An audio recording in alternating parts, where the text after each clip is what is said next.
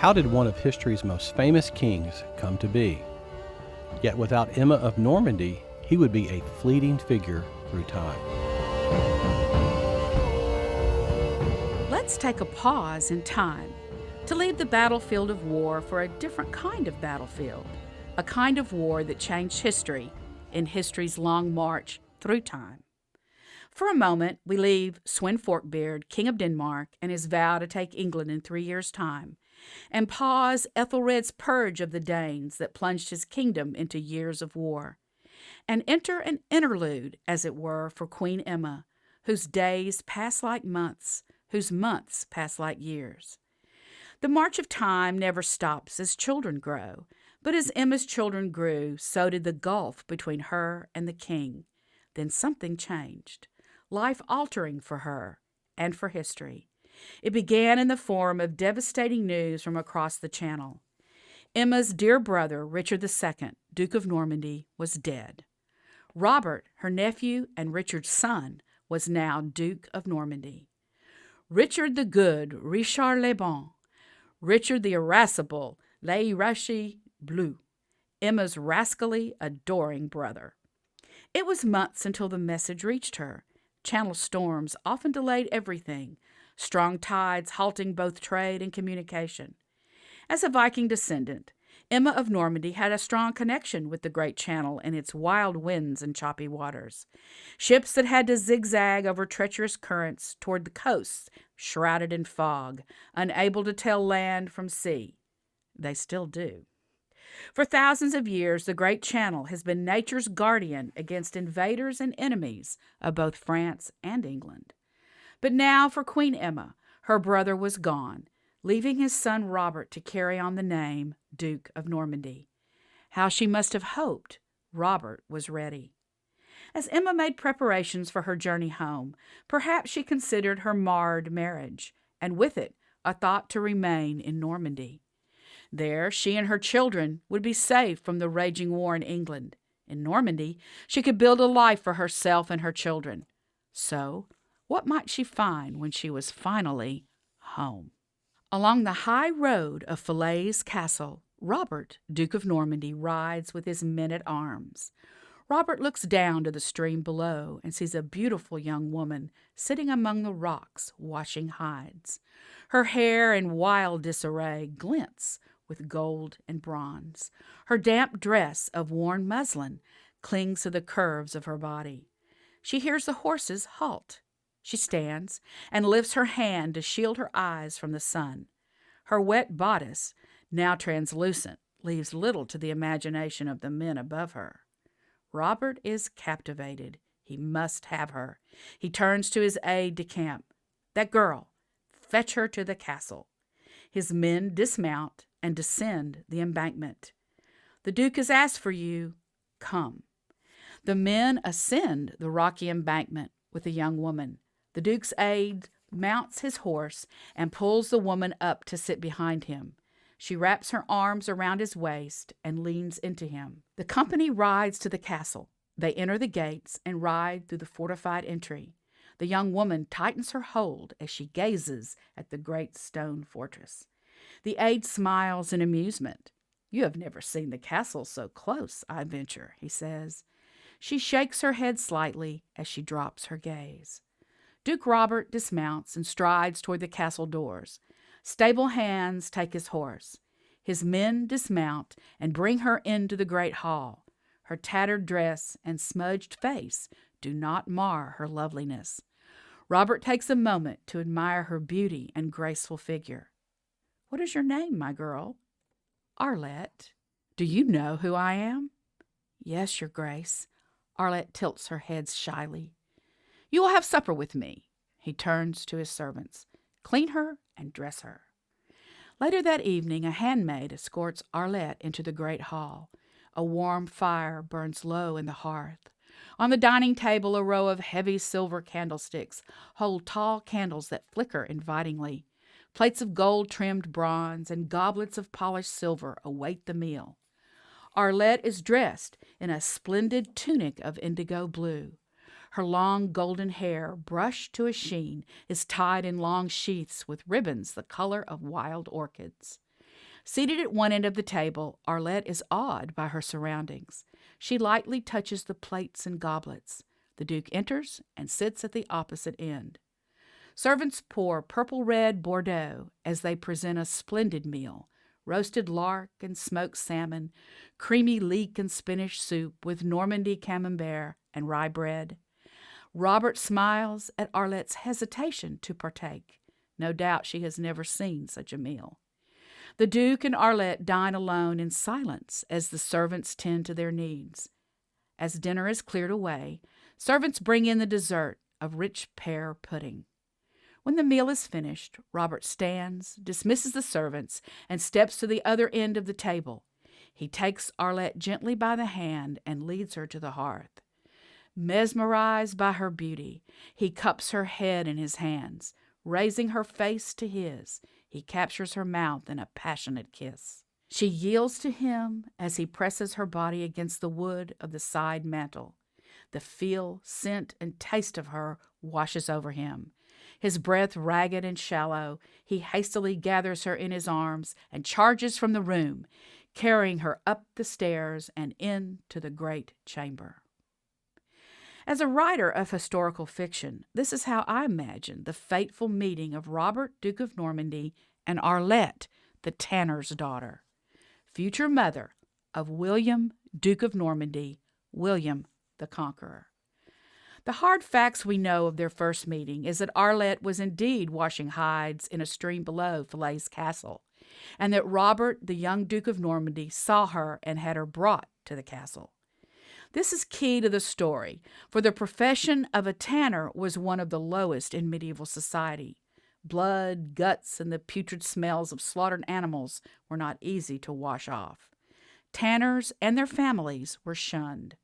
So, for the powerful Duke of Normandy to soil his hands, and anything else, with a tanner's daughter was not looked upon favorably. But who would dare to challenge the Duke? No one. So Robert took Arlette as his mistress, and the rest really is history. When I began to develop the thread of the story of Queen Emma, I was faced with a plethora of powerful men and historical figures who turned in her orbit. But what drew me in was the one figure in history who makes her life and story last through the ages, her great-nephew, William the Conqueror. So, to make the relationship work for the narrative, I took dramatic license. I made Emma of Normandy a mother figure to the future conqueror. Why? Because we know from history that in 1066, the year of the Norman conquest of England, William, Duke of Normandy, claimed his right to the English throne through the blood of his great-aunt, Emma of Normandy, Queen of England, and her son, his cousin, Edward the Confessor, reigning King of England. We also know that in 1051, 15 years before the Norman conquest of 1066 and 6 months before Emma died, Duke William of Normandy crossed the Channel to pay his cousin a visit, the childless King Edward the Confessor, Emma's son, who had no son. King Edward had no heir to the English throne. Did William perhaps visit his Aunt Emma in 1051? If he did, I doubt it was just a family visit. Most likely he would have sought royal advice from one of the most savvy political players on the chessboard. Known in history as Guillaume le Conquérant, William the Conqueror, born out of wedlock, is also known in history by another unfortunate name that followed him all his life: Bastard. Guillaume le Bastard, William the Bastard. There's an incident recorded in history of a Saxon town that refused to submit to William the Conqueror after he became King William I of England. Many such towns were in rebellion to William, but this town decided to really stick it to him.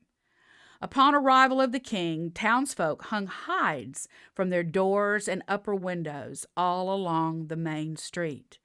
To add insult to injury, as the king rode his horse through the town, taunts erupted. Out, son of the tanner's daughter, bastard, tanner's son, out. The king promptly ordered the town burnt to the ground. While there's no debate that William was born out of wedlock, there is a bit of debate on William's mother. His mother is sometimes referred to as Arlette, Other sources record her name as Herleva. Were these different women or one woman who went by both names? We know that William had half-siblings, so who was their mother? We also know Robert died on his way to the Holy Land when William was 7 or 8. We also know that William's siblings are referred to as half-brothers. So did William's mother have other children after William? Or did Robert have other children not with William's mother? We don't know if Emma was present at William's birth, but we don't know that she wasn't. That's the beauty of historical fiction. When I began working with one of the scholars at Cambridge, I told him I desired to make Emma a mother figure to William, but I needed to kill off William's mother in childbirth. He said, "Go for it." So I did. So here's my story from Emma's own lips. Normandy, Falaise Castle. I was home. As I entered the great hall, the memories came as a torrent. Once again, I saw Father stepping boldly through the great doors from a day of hunting, tossing his riding gloves on the long table under the wall tapestry crafted by my mother. I could hear him calling her name as he stepped through the drawing-room doors, knowing he would find her contentedly at work at her frame and scroll. I brushed a lone tear from my eye as I stepped into the drawing-room. My eyes were immediately drawn to the hearth and the imposing tapestry above the mantel, the shield of the House of Normandy, with its 2 large gold lions that stood majestically on a field of red. Long before I was born, the magnificent tapestry dominated the room. It still did. I smiled wistfully as I looked over to the front windows where my frame and scroll once stood. I heard someone enter the room. A lovely young woman, great with child, walked softly and carefully as if she did not belong. She stopped, not realizing I was there, and in a moment Robert entered. "And who might this be?" I smiled at the girl. "Arlette, my lady," Robert answered, then nodded to the young woman, indicating she should withdraw. Arlette nodded slightly, stepped backward, and hurried away. "Not much has changed here," Robert remarked as he walked about the room. "You should be pleased, Aunt Emma." He was obviously attempting to change the subject from the brief encounter. "It seems some things never do," I answered as I sat down in one of the great chairs. "Tell me of Arlette." Robert looked toward the doorway with a warm smile. "Well, as you can see, she is quite lovely as when I first saw her," Robert said wistfully, "with hair of gold and bronze." "I see," I nodded with a smile. "She was sitting at the stream below the cliff," Robert said, "among the rocks, washing hides." "Hides?" "She's a tanner's daughter, Aunt Emma, a peasant girl. I cannot marry her. Father would never have permitted it. You must know that." I stood and stepped toward my nephew. "But you will have a child by her. What will become of this child, especially if it's a son?" "He will be taken care of," Robert replied dismissively. "I have kept her at the castle. Surely that is enough." "That is not enough. He is of your blood, our blood. I will have other sons." "Sons to inherit? You know our Norman law of primogeniture, the right of the firstborn. You know your duty." "You speak to me of duty?" "Yes." I looked squarely at him, lest he challenge me again. I saw him give way, as he no doubt acknowledged what I had done in leaving Normandy for duty's sake. "I will stay until the child is born," I said emphatically. "But, my lady," Robert replied, "that is not necessary. We are capable here." "I do not question that, Robert. I want to stay. I desire to be here as much for your child as for you." I looked at him pointedly. "Your father would want me here." "Yes, Aunt Emma." I smiled as he took my hand. "Yes, Aunt Emma," he repeated. And in a matter of weeks, it was time. Outside the windows of the great chamber, the wind howled, lightning flashed, and the giant trees thrashed about in the throes of the storm. But another storm was brewing in the great bed of the Dukes of Normandy. Young Arlette was in hard labor. The midwife and Judith struggled with the difficult birth. I stood at the head of the bed, wiping the sweaty brow of the soon-to-be mother. With each wave of pain, Arlette gripped my hand so firmly I feared it would break. The child fought to be born as his mother used the last measure of her being to bring him into the world. "Oh my!" the midwife exclaimed. "The head is not first." Judith and I gave each other a look of alarm. Arlette pushed harder and harder. Suddenly a great gush of blood filled the bed coverings. Arlette screamed in agony. There was little anyone could do now. In a moment, the strong and welcomed cry of a newborn child filled the room, but no sound came from his mother. As the midwife took the child to clean and swaddle, Judith gently pulled a sheet over the face and head of the silent and still figure in the bed. "A boy, my lady." The midwife handed me the child. "Yes, I know," I replied with a pang of emotion. My nephew entered the bedchamber. I walked slowly to him and gave him the child. "Your son." "Thank you, my lady." Tears filled his eyes as he looked up at me. He looked past me to the covered form in the bed. All desire gone, all passion burned away. Only reality remained. Robert looked back to his son and then to me. "Please, Aunt Emma, help me. Help me with my little son." "William," Robert declared. "His name will be William." I gently squeezed Robert's forearm in a gesture of encouragement. The Duke of Normandy placed my great-nephew in my arms, then turned and strode from the room. The winter months passed all too quickly. Spring would arrive soon, and the channel would be settled enough to warrant a crossing.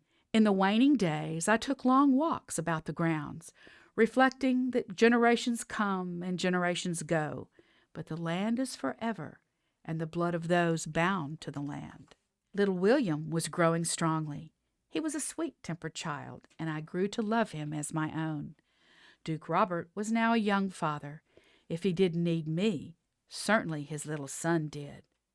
I communicated to Robert on more than one occasion that the circumstances of William's birth notwithstanding, William's position as heir to the Duchy of Normandy must be secure. This was our Norman way, and our duty to uphold it. But what of my duty to the House of Wessex? I was torn. How I wished I could stop the march of time, but it was not possible, for across the channel lay the grim fields of war. My children and I had to go, and soon.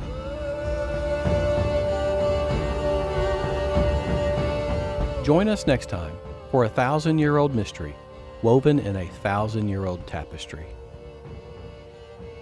We invite you to share the Stones and Bones podcast with those who love history, those who love all things medieval, British, and Viking.